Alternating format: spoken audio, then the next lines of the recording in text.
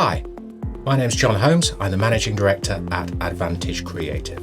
Welcome to our short film on reward crowdfunding. So what are we going to cover? Well, we're going to look at a case study first, then we'll look at key benefits, potential pitfalls, and a few top tips. So let's get started. Let's look at a case study.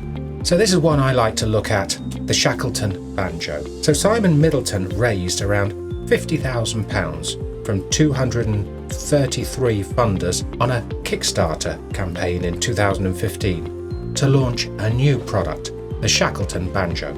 He already had a guitar business, and so he had a lot of people coming to him buying guitars but also banjos, and whenever he was supplying banjos he had to import them from the US. So he said, well, what if we made banjos in the UK? Well, no one had made banjos in the UK since the Second World War. So Simon Middleton set out to do this, and he always describes it as a project of the heart rather than the mind.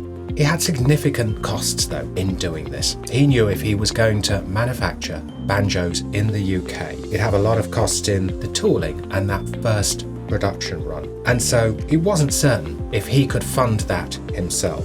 What he did is he used his crowdfunding campaign to test the market.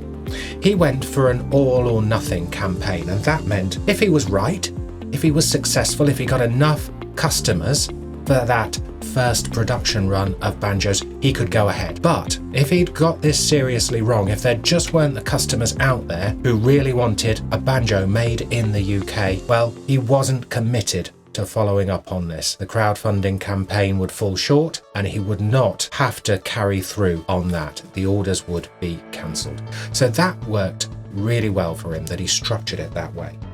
Now, he had really great story to this campaign. He called it the Shackleton banjo because he described how the banjo played a really vital role in Sir Ernest Shackleton's expedition to the Antarctic in keeping up the spirits of the explorer team. And because of that story and how it inspired him, he chose to name the banjo the Shackleton banjo. So he created a great sense of drama and story around this whole product. So in talking to Simon Middleton about his experience, I learned a lot of things, and we're going to cover these here in some of the key benefits, some of the pitfalls, and some of the top tips. So what are the key benefits of a reward crowdfunding campaign? Well, it is arguably, and compared to some other kinds of funding, a quick and ready way to raise funds. It is suitable for one-off projects, and the creators get to retain 100% ownership of their idea and their company. They're not giving up the rights to their IP, and they're not selling shares. As I mentioned already, if you're launching a new product, service or brand, you can test the market before you commit. The marketing campaign that you do around your fundraiser can help build your brand, and the campaign and platform can help you reach a wider market. And the campaign itself can help to build a stronger community around you, your business and your idea. When people pledge, they want you to succeed, and they share their involvement with their friends, and that gains you further supporters. So what are some of the potential pitfalls? Well, it can be difficult if you don't have an existing community or fans or followers that you can bring to this. If you're not successful, it might tarnish your brand. It can be tricky if your rewards are quite technical or complex, or if you serve a niche market, it can be difficult to get this across and difficult to find your market. Also, what I found is sometimes at the end of a successful campaign, creators can struggle to meet the timescales they committed to, especially if they're developing or launching a new product or brand, and so they can find it difficult to meet the promises they made. So those who've been through this experience advise, if timescales do slip, be honest with your funders. Keep them involved and keep them informed at every stage of the process. They want it to succeed as much as you do. They'll be patient if you keep them engaged and maintain their confidence. So what are the top tips? Well, it's really important to have a wide range of benefits on offer when you design your campaign.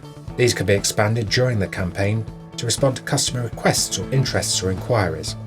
So in addition to your main product, you could offer a range of lower price supporting merchandise products that really help by giving funders a low entry point. You can also vary the price by offering special early bird discounts, and these can also help to get the first few backers on board. It's also a really good idea to have premium products in your range with additional features or personalization. Create a really strong, compelling story around your brand and your product. Crowdfunding investors, as we've said, seek out the unique, the less ordinary, those things that are a little bit different, and they look for authenticity. And again, as I've mentioned before, be careful to describe your environmental and your ethical credentials, because crowdfunding investors are more ethically aware, or tend to be, than purely commercial investors. Thanks for watching.